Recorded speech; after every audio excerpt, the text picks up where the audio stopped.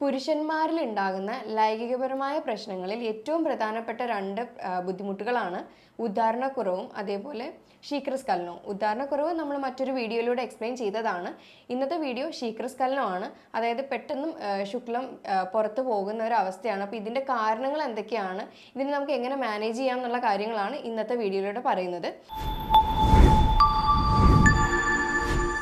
എൻ്റെ പേര് doctor Sandra Ajith, medical officer Prana nature care centre, Kollam. Premature ejaculation അഥവാ ശീഘ്രസ്ഖലനം ഇത് 30% അല്ലെങ്കിൽ 40% പുരുഷന്മാർ ഇന്ന് ഫേസ് ചെയ്യുന്ന ഒരു വലിയൊരു ഇഷ്യൂ ആണ്. അപ്പോൾ ഇതിന് പല കാരണങ്ങൾ ഉണ്ടാവാറുണ്ട്. അപ്പോൾ ഇങ്ങനെ വരുമ്പോൾ ഇവർക്ക് പല ബുദ്ധിമുട്ടുകളാണ്, ശാരീരികപരമായിട്ടും മാനസികപരമായിട്ടും അതേപോലെ ഫാമിലി ലൈഫിലും ഇത് അഫക്റ്റ് ചെയ്യാറുണ്ട്. ഡിപ്രഷനിലേക്ക് വരെ പോകുന്ന ഒരു കേസാണ് ഈ ശീഘ്രസ്ഖലനം എന്ന് പറയുന്നത്. ഇത് മിക്ക ആളുകളും ഇതിന് ടൈമിങ്ങിൻ്റെ ഇഷ്യൂ എന്നാണ് പറയുന്നത്. അതായത് 1 മിനിറ്റിനൊക്കെ താഴെ പെട്ടെന്ന് ശുക്ലം വന്നിട്ട് റിലീസ് ആവുന്നതിനാണ്. അപ്പോൾ ഇങ്ങനെ ഒരു ബുദ്ധിമുട്ട് എങ്ങനെയാണ് വരാൻ കാരണം, ഇതിൻ്റെ കാരണങ്ങൾ എന്തൊക്കെയാണെന്ന് നമുക്ക് നോക്കാം. ഇതിൻ്റെ കാരണങ്ങൾ എന്തൊക്കെയാണെന്ന് വെച്ച് കഴിഞ്ഞാൽ അത് പലതരത്തിലുണ്ട്. അത് ജെനറ്റിക് ആയിട്ടുണ്ട്, ബയോളജിക്കലി ഉണ്ട്, മെൻ്റലി ഉണ്ട്, ഫിസിയോളജിക്കലി ഉണ്ട്, സൈക്കോളജിക്കലി ഉണ്ട്. അപ്പം ഇങ്ങനെയൊക്കെ നോക്കുകയാണെങ്കിൽ നമുക്ക് ഓരോന്ന് പറയാം. നമുക്ക് ജെനറ്റിക്കലി ആണ് എന്ന് പറയുമ്പോൾ അത് എന്തെങ്കിലും അണുബാധ മൂലം ഉണ്ടാവുന്നത്, ചിലപ്പോൾ അത് പ്രോസ്റ്റേറ്റിൻ്റെയോ അല്ലെങ്കിൽ യൂറിനറി ബ്ലാഡറിൻ്റെയോ അണുബാധ മൂലം ശീഘ്രസ്ഖലനത്തിൻ്റെ ബുദ്ധിമുട്ടുകൾ ഉണ്ടാവാറുണ്ട്. മെൻ്റലി ആകുമ്പോൾ അത് പെർഫോമൻസ് ആങ്സൈറ്റി എന്ന് പറയുന്ന ഒരു കണ്ടീഷനാണ്. അത് ആദ്യമായിട്ട് ഇൻ്റർകോഴ്സിൽ ഏർപ്പെടുന്നവരോ അല്ലെങ്കിൽ ഒരു ലോങ് ടേം ഗ്യാപ്പ് കഴിഞ്ഞിട്ട് ഏർപ്പെടുന്നവരോ ആണെങ്കിലും ശീഘ്രസ്ഖലനത്തിൻ്റെ ബുദ്ധിമുട്ട് ഉണ്ടാവാറുണ്ട്. അങ്ങനെ ഒരു തോട്ടുള്ളവരാണെങ്കിൽ, അതായത് ശീഘ്രസ്ഖലനം ഉണ്ടാകും എന്നൊരു തോട്ടുണ്ടെങ്കിൽ, സൈക്കോളജിക്കലി അങ്ങനെ തിങ്ക് ചെയ്ത് വെച്ചിട്ടുണ്ടെങ്കിൽ ഉറപ്പായിട്ടും ആ ഒരു ബുദ്ധിമുട്ട് വരാൻ ചാൻസ് ഉണ്ട്. അതേപോലെ ടെൻഷനോ സ്ട്രെസ്സോ ആങ്സൈറ്റിയോ ഒക്കെ ഉള്ളവരാണെങ്കിൽ ഈ പറയുന്ന ബുദ്ധിമുട്ട് ഉണ്ടാവാറുണ്ട്. പിന്നെ മാസ്റ്റർബേഷൻ ഹാബിറ്റ് കണ്ടിന്യൂസ് ഉണ്ടായിരുന്നിട്ടുണ്ടെങ്കിൽ, അതായത് 3 വർഷത്തോളം മാസ്റ്റർബേഷൻ ഹാബിറ്റ് ഉണ്ടായിട്ടുണ്ട്, അപ്പോൾ ഒരു ഇൻ്റർകോഴ്സിൽ ഏർപ്പെടുമ്പോഴത്തേക്കും ഈ ഒരു ബുദ്ധിമുട്ട് വരാനായിട്ടുള്ള ചാൻസ് കൂടുതലാണ്. കാരണം എന്താണെന്ന് വെച്ച് കഴിഞ്ഞാൽ മാസ്റ്റർബേഷൻ ഹാബിറ്റിൽ എപ്പോഴും എൻഡ് റിസൾട്ട് എത്രയും പെട്ടെന്ന് കിട്ടാനുള്ള ഒരു തിടുക്കത്തിലായിരിക്കും. അപ്പോൾ നമ്മുടെ ബ്രെയിൻ ആയാലും ബോഡി ആയാലും ഈ പറയുന്ന രീതി ഒന്ന് സ്റ്റോർ ചെയ്ത് വെച്ചിട്ട് അതേപോലെ ആയിരിക്കും ഈ പെർഫോമൻസിൽ വരുമ്പോഴും ഉണ്ടാവുന്നത്. അപ്പോൾ ഇങ്ങനെ ഈ പറയുന്ന PME അതായത് ശീഘ്രസ്ഖലനം എന്ന ബുദ്ധിമുട്ട് ഉണ്ടാകാറുണ്ട്.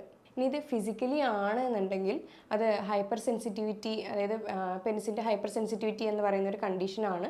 പിന്നെ ഇത് ബയോളജിക്കലി നോക്കുകയാണെങ്കിൽ ഹോർമോണൽ ഇംബാലൻസ് മൂലം ചില ഹോർമോൺസ് ഇതിനെ നിയന്ത്രിക്കുന്നുണ്ട്. FSH, LH, ടെസ്റ്റോസ്റ്റിറോൺ, തൈറോയിഡ്, അങ്ങനെയുള്ള ഓക്സിറ്റോക്സിൻ, ഈ ഒരു ഹോർമോൺസ് എല്ലാം ഇംബാലൻസ് ആയി അതിൻ്റെ ഡെഫിഷ്യൻസീസോ കാര്യങ്ങളോ ഉണ്ടെങ്കിലും ഈ പറയുന്ന ശീഘ്രസ്ഖലനം കണ്ടുവരുന്നുണ്ട്. ഇനി ഇതിന് മെയിനായിട്ടൊരു കാരണങ്ങളുണ്ട്.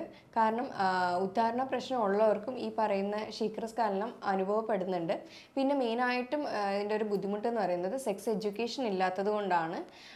അത് പ്രോപ്പറായിട്ട് ഇല്ലാത്തത് മൂലവും ഈ പറയുന്ന ശീഘ്രസ്ഖലനത്തിൻ്റെ ബുദ്ധിമുട്ട് നടക്കാറുണ്ട്.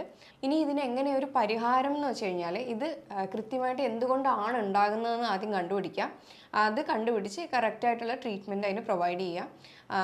പിന്നെ പ്രത്യേകിച്ചും കൗൺസിലിംഗ് വേണ്ടുന്നവർക്കാണെങ്കിൽ ഫാമിലി കൗൺസിലിംഗ് കൊടുക്കുക.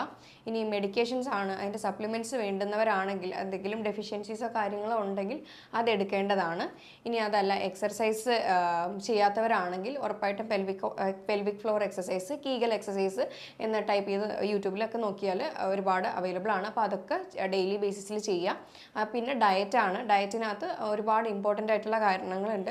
കാരണം കൂടുതലും നൈട്രിക് ഓക്സൈഡ് റിച്ച് ആയിട്ടുള്ള ഭക്ഷണങ്ങൾ കഴിക്കാൻ നോക്കുക. ബീട്രൂട്ട്, വാട്ടർമെലൺ, പൊമഗ്രാനൈറ്റ് അങ്ങനെ പോലത്തെ ഫിക്സ്, അതായത് അത്തിപ്പഴം എന്ന് പറയും. അപ്പോൾ ഇതൊക്കെ കഴിക്കാനായിട്ട് ശ്രദ്ധിക്കാം. അപ്പോൾ എങ്ങനെയാണ് നമുക്കൊരു ഇൻസ്റ്റൻ്റ് ആയിട്ടൊരു എഫക്റ്റ് കിട്ടുക, അതായത് സാധാരണ എല്ലാവരും മെഡിക്കൽ ഷോപ്പിന് സ്വന്തം ഇഷ്ടപ്രകാരം പോയിട്ട് വയഗ്രയൊക്കെ വാങ്ങി കഴിക്കുന്നവരാണ്. ഇത് കാലാകാലങ്ങൾ കഴിയുമ്പോൾ ബുദ്ധിമുട്ടുകളായിരിക്കും ഉണ്ടാക്കുന്നത്. ഇപ്പോൾ ഉള്ളതിനേക്കാൾ ബുദ്ധിമുട്ട് അന്ന് ഉണ്ടാക്കും. പെട്ടെന്നൊരു ഇത് എഫക്റ്റ് കിട്ടുമായിരിക്കും, പക്ഷേ അത് കാലാകാലങ്ങളിൽ ഉപയോഗിച്ചുകൊണ്ടിരിക്കുമ്പോൾ ബുദ്ധിമുട്ടുകൾ ഉണ്ടാക്കും. അതുകൊണ്ട് എപ്പോഴും നാച്ചുറലായിട്ട് വയഗ്ര സപ്ലിമെൻറ്റ് ചെയ്യുന്നതായിരിക്കും ഏറ്റവും നല്ലത്. അത് ഭക്ഷണത്തിൽ കൂടെ ആകുമ്പോൾ അത്രയും നല്ലത് തന്നെയാണ്. അത് നമുക്ക് എന്തൊക്കെ ചെയ്യാൻ കഴിയുമെന്ന് നമുക്ക് നോക്കാം.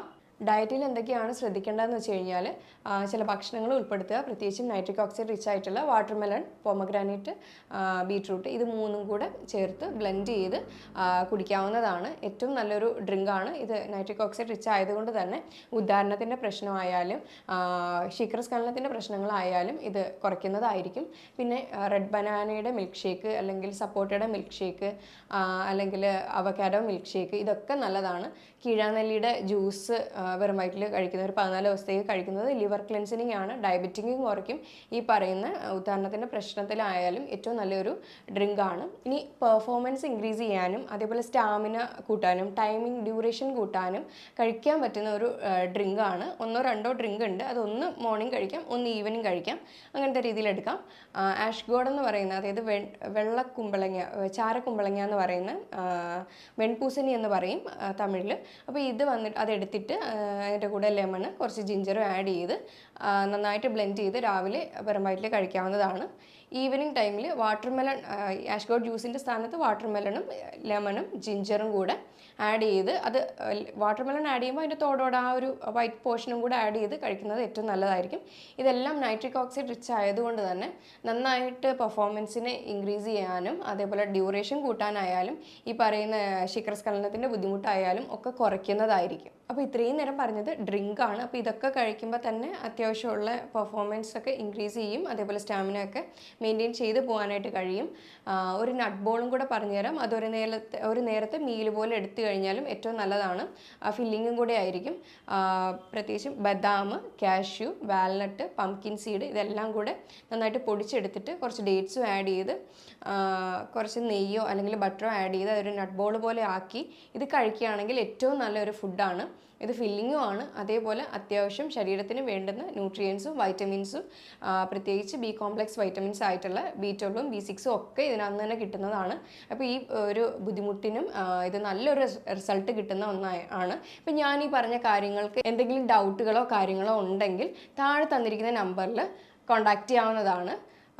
ഇനി അടുത്തൊരു ഹെൽത്ത് ടോപ്പിക്കുമായിട്ട് വീണ്ടും കാണാം. താങ്ക്